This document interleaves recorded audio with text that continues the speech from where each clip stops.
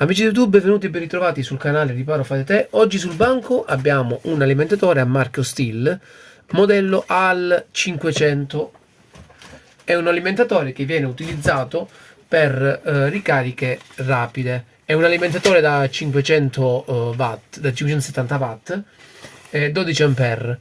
È ideale per uso professionale. All'interno c'ha due ventole di raffreddamento, un LED, come potete notare qui, che mi indica la carica della batteria. Inoltre all'interno il circuito dà la possibilità, in caso di sovraccarico, di proteggere il dispositivo. Il difetto di questo prodotto è che quando io vado a inserire la batteria, la prendiamo, eccola qua,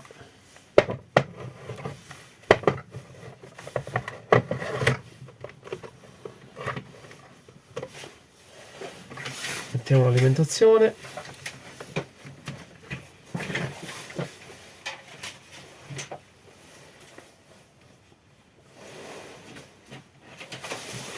ecco qua,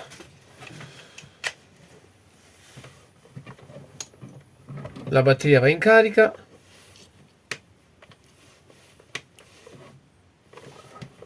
però non avviene nulla, il LED lampeggia ma non succede nulla. Dopo un 10 secondi l'alimentatore va in protezione e si spegne del tutto. Andiamo a smontare il prodotto e a capire qual è il problema. Ecco come si presenta la nostra scheda di alimentazione. Allora, di solito quando ci sono queste tipologie di difetti, i primi imputati sono i condensatori. Anche se non risultano gonfi, perdono la loro capacità. Quindi cosa farò adesso? Io ho dato uno sguardo, ho controllato tutti i MOSFET posizionati sia su questa parte qui sia su questa parte qui e sono a posto. Ho dato un controllo visivo sulla scheda e sembra che sia tutto ok, anche perché vi ricordo che lui si accende tranquillamente ma dopo 10 secondi si spegne, quindi è come se non arrivasse la giusta alimentazione filtrata al processore per poi dare i comandi all'evento di azionarsi e di mandare la corrente a tutto il resto. Cosa farò adesso? Se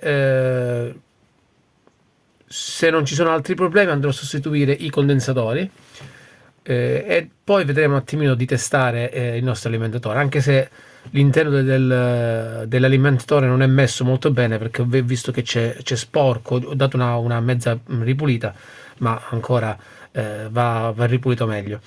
Quindi andiamo a sostituire i condensatori e vediamo un attimino se riusciamo a far partire il nostro alimentatore.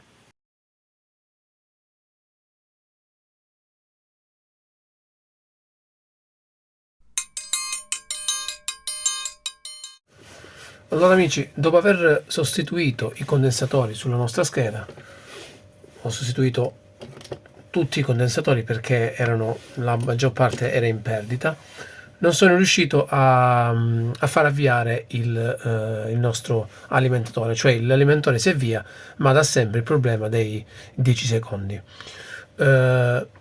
Cosa ho visto? Mentre stavo pulendo la scheda ho notato che sotto il ponte diodi, quindi qui sotto, manca un componente. Questo componente qui è una resistenza SMD.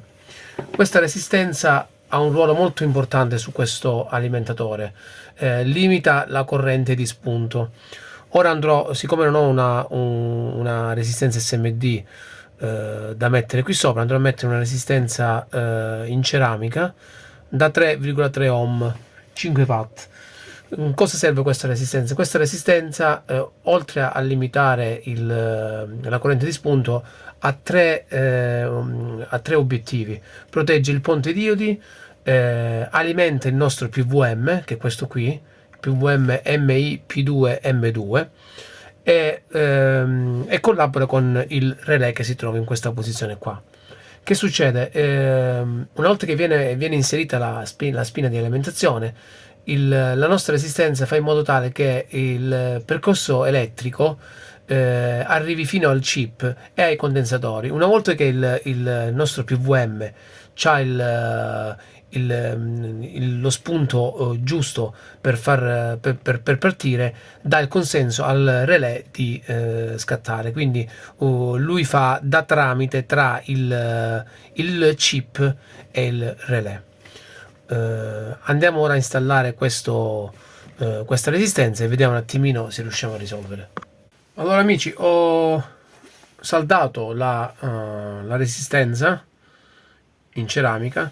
Andiamo a testare il nostro alimentatore, vediamo se abbiamo risolto il problema. No, abbiamo un corto netto, quindi ripristinando la resistenza mancante abbiamo un corto diretto sul primario di alimentazione.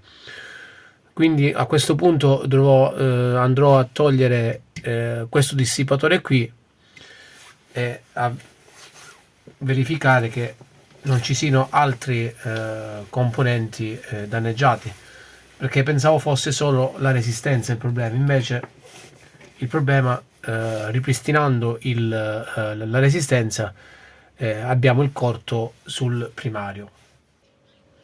Allora amici, ho tolto anche il dissipatore, sono andato a controllare questi componenti SMD, ma tutto è a regola. L'unica cosa che mi risalta all'occhio è il PWM, questo qui, il MIP2M2.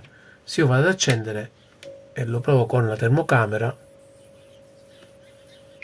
vede qua, questo qui, è il primo componente a scaldarsi. Proviamo a sostituirlo e vediamo un attimo se riusciamo a risolvere. Allora, prima di togliere il chip, l'MIP2M2, voglio effettuare delle misure. Voglio vedere se sul pin VDD, cioè quindi sul pin numero 1 dell'integrato, abbiamo delle tensioni, anche sul 4. Mettiamo il puntale a massa. La massa è il piedino numero 7, che è questo qui, e il puntale rosso lo mettiamo sul piedino numero 1. Dovremmo trovarci 5 volt, ma non ce l'abbiamo. Abbiamo 1,1. Sul 3 dovremmo trovare anche i 5 volt e non ce l'abbiamo. E sul 4 dovremmo trovare i 13 volt, che sono anche assenti. Vediamo se ci sono i 350-340 volt che arrivano direttamente dal condensatore principale. Fate attenzione, qui c'è alta tensione.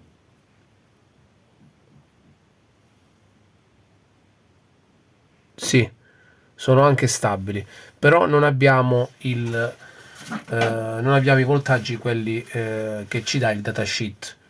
Voglio verificare un attimino se permane il discorso del calore sul nostro PWM. Vediamo il condensatore qui ci dovrebbe essere 10 volt, vediamo se arrivano, e ne arriva 1.4, quindi non arriva corrente sul nostro PWM. Infatti, come potete notare amici, ancora è caldo il PWM. Andiamo sui 102 gradi, che sono tantissimi. Facciamo una cosa, stacchiamo l'alimentazione, scarichiamo il condensatore principale. Mi raccomando, quando toccate questi circuiti fate attenzione. Adoperate una lampadina in serie in modo tale da scaricare il condensatore principale, i puntali sul positivo e il negativo. Ecco qua.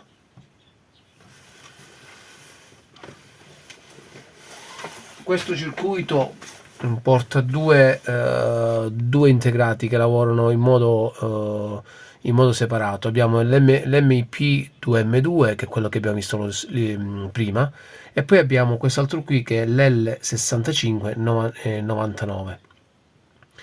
Questo integrato lavora se gli manda il consenso il PWM. Quindi se non abbiamo il consenso del PWM, che è il principale, qui non va avanti la logica del nostro circuito. La corrente viene stabilizzata anche da questo qui, da questo transistor, che è un transistor, vediamo se riesco a leggere, un BCP54. Dovrebbe fornire la corrente precisa per poi far funzionare il nostro PWM. Adesso vado a fare una cosa, dissaldo questo e vediamo se abbiamo le tensioni.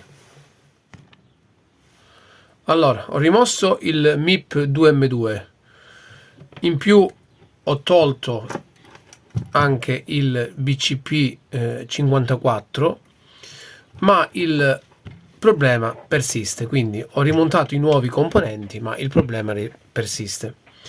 Questo è il vecchio MIP, da qualche parte ho messo il BCP, adesso non riesco a trovarlo, ma sostituendoli entrambi abbiamo sempre lo stesso difetto. Un'altra cosa che dopo vari controlli mi è risaltato all'occhio è che in questa zona qui, che poi corrisponde alla parte sotto, c'è un diodo 1UM1, che è questo qui, che riscalda insieme al condensatore, questo qui che in passato l'avevo già precedentemente avevo già sostituito, riscalda questo, il diodo sotto, e due transistor che si trovano in questa posizione qua, codificati come 6C, che riscaldano. Cosa ho fatto? Ho tolto i due transistor e il calore non c'è più. Quindi ora vado a rimontare questi due transistor nuovi per verificare un attimino se riusciamo a far riprendere il nostro alimentatore. Quando c'erano montati questi due transistor, anche il microprocessore, questo qui, andava in overlap, andava in riscaldamento quasi sui 60 gradi. Quindi togliendo questi due componenti, i componenti, ora la scheda è fredda. Vado a saldare questi due transistor e vediamo un attimino cosa è cambiato. Allora, appena finito di saldare i due transistor, sono due transistor SMD, vediamo un attimino se riusciamo ad avere qualche miglioramento. Diamo alimentazione, vediamo se è cambiato qualcosa. Sentiamo il trasformatore oscillare. No, il calore sui transistor rimane, e vi faccio vedere la foto. Sto provando con la termocamera.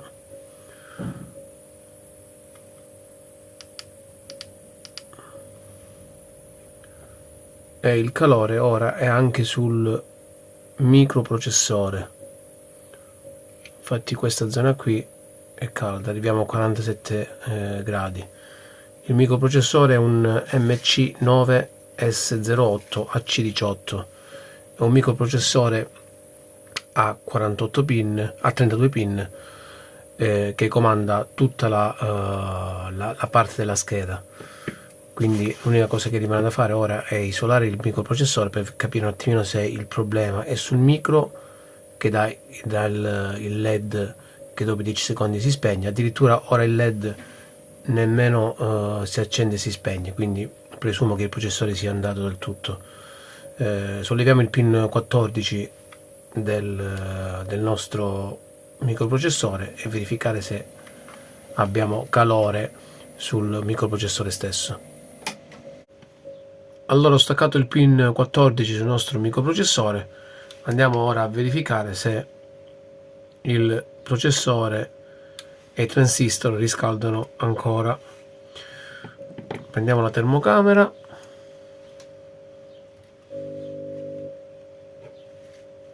ecco qua, diamo corrente. Come potete notare il flash, a differenza di prima, fa un leggero guizzo, però il microprocessore riscalda,